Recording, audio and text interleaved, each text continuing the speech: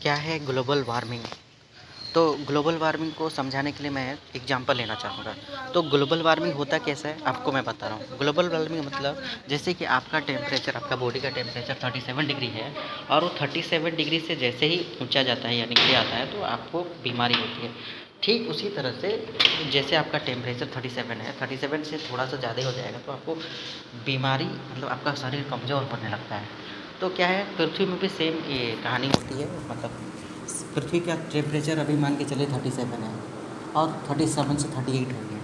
That mean मतलब शरीर को मतलब पृथ्वी बीमार हो गया। मतलब जैसे आप ह्यूमन को 1 डिग्री टेम्परेचर ज़्यादा या कम होने से जैसे शरीर में उसके इम्पेक्ट होते हैं, ठीक उसी प्रकार से पृथ्वी में जब उसका टेम्परेचर 1 डिग्री से कम, जैसे एक फिक्स टेम्परेचर है 37 ह्यूमन का, ठीक उसी तरह से पृथ्वी का भी एक टेम्परेचर जोन है जिससे अगर वो नीचे आता है या ऊपर आता है तो उसी को हम लोग ग्लोबल वार्मिंग बोलते हैं। अच्छा, इसका इम्पेक्ट क्या होगा? उसका इम्पेक्ट होता क्या है कि जहाँ पर सूखा हो रहा है, जैसे राजस्थान जैसे एरिया में है जहाँ पर गर्मी ज़्यादा होती होगी, वहाँ पर ज़्यादा बाढ़ आएंगे।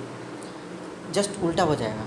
ग्लोबल वार्मिंग का मतलब जस्ट आपके साथ जो कहानी है, मतलब जो जैसे आपके साथ क्या होता है, जैसे आप बीमार हैं तो आपके साथ क्या होता है, जैसे आप बीमार होते हैं तो वो चीज़ खाने का मन करता है जो चीज़ नहीं खाना चाहिए।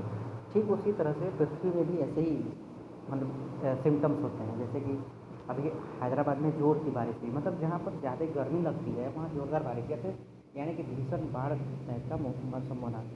ठीक राजस्थान में क्या है कि जहाँ पर गर्मी है वहाँ पर भी बाढ़ आया कि उसी टाइप के ये मतलब ये सिम्टम्स हैं कि ग्लोबल वार्मिंग इम्पेक्ट है। अगर ये टेम्परेचर मान के चलिए, थोड़ा देर के लिए एक सिनारियो क्रिएट करता हूँ, मैं टेम्परेचर बढ़ा देता हूँ।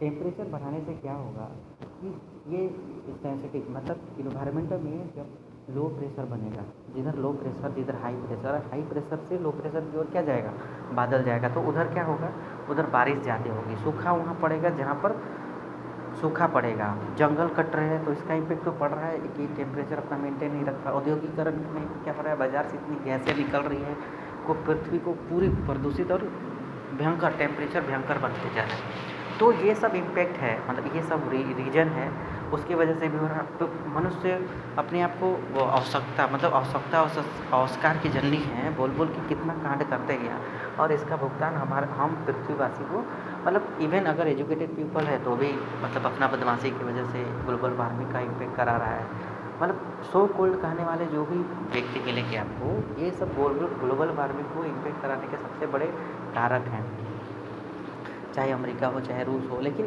इसमें उन्होंने कोई सहयोग नहीं किया। इवन ग्लोबल वार्मिंग को अगर इसको चेन को रोकना है तो सबसे पहला है कि एनवायरनमेंट प्रोटेक्शन, इकोसिस्टम को प्रोटेक्ट किया जाए।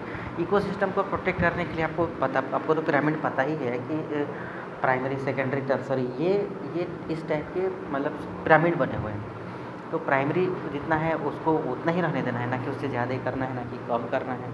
ठीक है, उससे ऊपर जो टर्सरी है या तो जो मेन प्राइमरी है, उसके बाद सेकेंडरी टर्सरी और ये है डिकम्पोजर है, उसको उसी तरह से रहने देना है। लेकिन हमारे पृथ्वी में इस तरह का कोई मतलब इस तरह के अभी सिस्टम क्या है रहे हैं, प्राइमरी ज़्यादा कट रहे हैं, मतलब जैसे पेड़ पौधे ज़्यादा कट रहे हैं। उससे क्या हो रहा है, शहरीकरण करने के चक्कर में ये तो भूल जा रहे हैं कि इनका इम्पेक्ट होगा, लेकिन शहरीकरण के चक्कर में अपने रोज़गार बढ़ाने के चक्कर में रोज़गार की जर्नी है बोल बोल के ये काम किया जा रहा है। तो इससे इम्पेक्ट बहुत पड़ रहा है।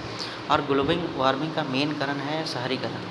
शहरीकरण पहले नहीं था। आपको ग्लोबल वार्मिंग शब्द कब से आया, आप गूगल में एक बार चेक कर लीजिएगा तो आपको पता चल जाएगा। शहरीकरण का वर्ड पहले इंडिया में था ही नहीं, या तो वर्ल्ड में नहीं था। ये जब से औद्योगिकरण का चलन ज़्यादा हुआ तब के उसके बाद से इवन इंग्लिश डायरी में ग्लोबल वार्मिंग, ग्रीन हाउस, ये सब वर्ड बाद में जोड़ा गया। तो ये हमको समझना है कि ग्लोबल वार्मिंग को बचाने का सिंपल सा उपाय है कि इको सिस्टम को बैलेंस रखना।